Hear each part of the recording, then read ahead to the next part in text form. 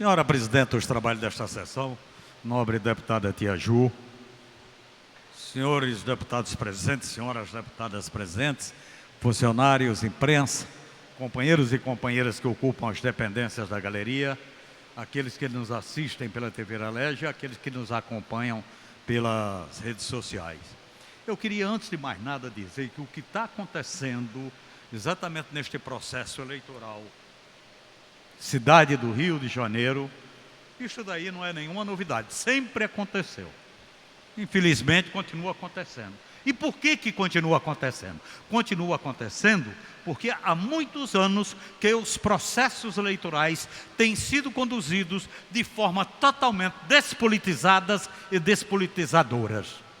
São processos despolitizados e despolitizadores. E é claro que depois de muitos anos com um processo viciado por isto, por esta condição, tem que não ser nenhuma novidade o que está acontecendo nos dias atuais. Não é? Eu falo porque sempre me preocupei, durante anos, como vereador da cidade do Rio de Janeiro, trabalhando de forma prioritária exatamente a política urbana. Não é? Sempre. Inclusive, tem um livro publicado, Reengenharia da Cidade. Eu, inclusive, participei, fui membro de uma instituição de caráter mundial, Fórum Mundial de Parlamentares para o Habitat. A presidência era na Alemanha, tinha 4 vice-presidências, vice-presidência da África, da Europa, da América e da Ásia. Na presidência da América tinha 4 vice-presidências também, América do Sul, América Central, América do Norte do Caribe. Eu era o vice-presidente da América do Sul, de maneira que eu sempre discuti problemas da cidade. Lamento muito, exatamente nos processos eleitorais, a gente não ver a discussão fluir como deveria fluir, levando para o eleitor a informação necessária e suficiente para ele, com consciência, fazer exatamente a sua escolha. Bom, é isso daí.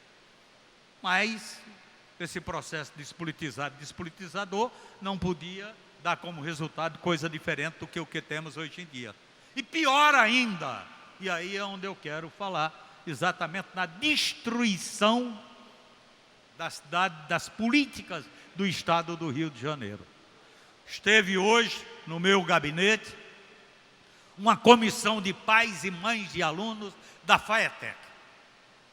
Os depoimentos ouvidos por essas pessoas realmente deixa você, aí não é constrangido, deixa você também indignado e disposto a fazer uma parceria com todos eles, no sentido de corrigir os rumos como está se tomando na política da educação do Estado do Rio de Janeiro.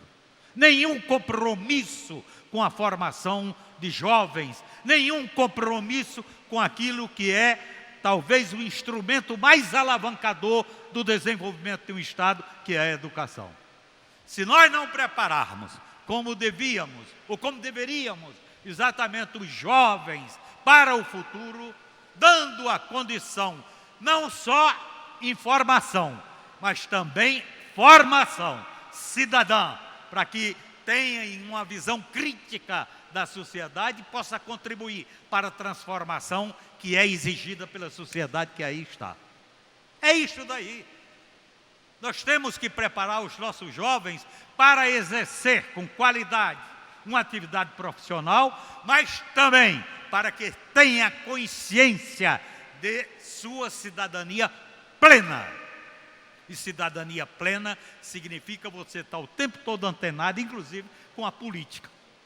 Todo esse imbróglio, todas essas dificuldades que está acontecendo no Estado do Rio de Janeiro hoje em dia, que inclusive aqui na casa já tem um projeto que seja discutido, votado, aprovado ou rejeitado por nós, dizendo que o Estado do Rio de Janeiro vive um estado de calamidade pública. Quer dizer, isso daí é uma coisa que toda a minha vida de participação política Nunca pensei que isso fosse acontecer. Nunca pensei que isso fosse chegar onde chegou. Dinheiro existe, mas há uma opção muito clara dos nossos governantes, que é o dinheiro que existe ficar para o capital. O que sobrar? Migalhas, aí se coloca à disposição daqueles que pertencem ao mundo do trabalho.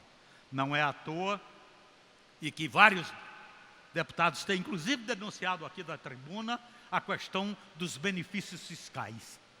Benefícios fiscais que nós não somos contra, mas para eles serem dados tem que ter critério, tem que ter contrapartida, tem que ter monitoramento, tem que ter uma avaliação, até para saber se essa política está sendo correta ou não, está beneficiando o Estado ou não.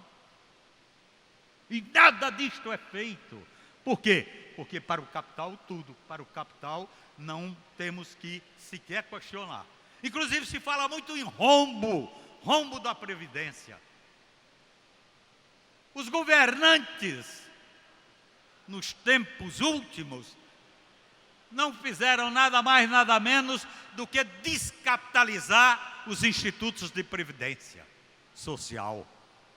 Ora, o instituto que era capitalizado, que tinha todas as condições de se manter, então foi descapitalizado e automaticamente começa a aparecer os déficits. Ano a ano, cada vez mais se acumulando, então hoje se fala em rombo. E por que não se fala no rombo, exatamente, dos benefícios fiscais que foram dados, inclusive com a aprovação desta casa, e que significa bilhões e bilhões de reais. Inclusive, o que está previsto para 1917, 1918, 1919, nada mais do que nada menos 25,4 bilhões de reais, exatamente por conta de benefícios fiscais que devem ser dados. O nosso mandato fez um requerimento de informação, querendo apenas saber prerrogativa, por lei, é prerrogativa nossa, como deputado, saber as informações. Fizemos o requerimento de informações, enviamos exatamente para o Executivo, querendo saber a lista das 100 maiores empresas beneficiadas com benefícios fiscais. Não nos responderam. Inclusive um desrespeito em relação a esta casa. Esta casa hoje, pelo Executivo, ela é totalmente desconsiderada. Lamentavelmente, porque nós temos a condição de trabalharmos com seriedade, responsabilidade e fazer com que o Executivo nos respeite como poder público. O Legislativo Estadual do Rio de Janeiro é poder público e que não é respeitado pelo Executivo. Por que não é respeitado pelo Executivo? Por que o Executivo faz as coisas e quer guardar em segredo, não quer que haja transparência?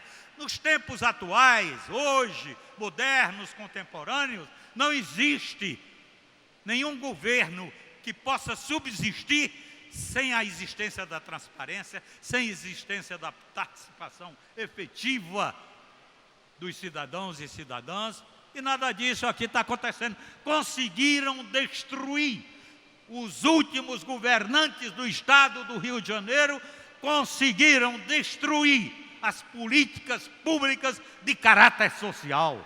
Haja vista a UERJ. A UERJ era uma universidade de referência neste país todo pela excelência do ensino que ela dava aos seus alunos. Está totalmente destruída.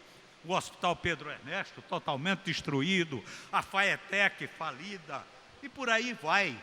Quer dizer, esta casa aqui deveria tomar uma atitude. Ela tem condições para isso.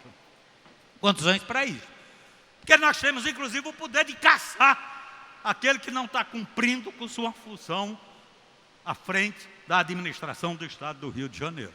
Então, eram estas palavras que eu gostaria de deixar bem claro aqui. A minha solidariedade, exatamente, os pais e mães de alunos da FAETEC. A minha solidariedade aos alunos da FAETEC. Veja bem, os alunos da FAETEC estão aqui na frente da Assembleia, exatamente, andaram 100 quilômetros a pé, de Bacaxá até aqui, para chegar aqui e fazer a exposição de como se encontra atualmente a Faetec. Então, este negócio aí tem que ter uma parada. Tem que ter uma parada, não pode continuar. E nós temos responsabilidade exatamente em fazer com que as coisas tenham uma mudança de rumo. É isso daí o que eu desejo, e isso daí sempre vou ocupar a tribuna com este propósito. Muito obrigado.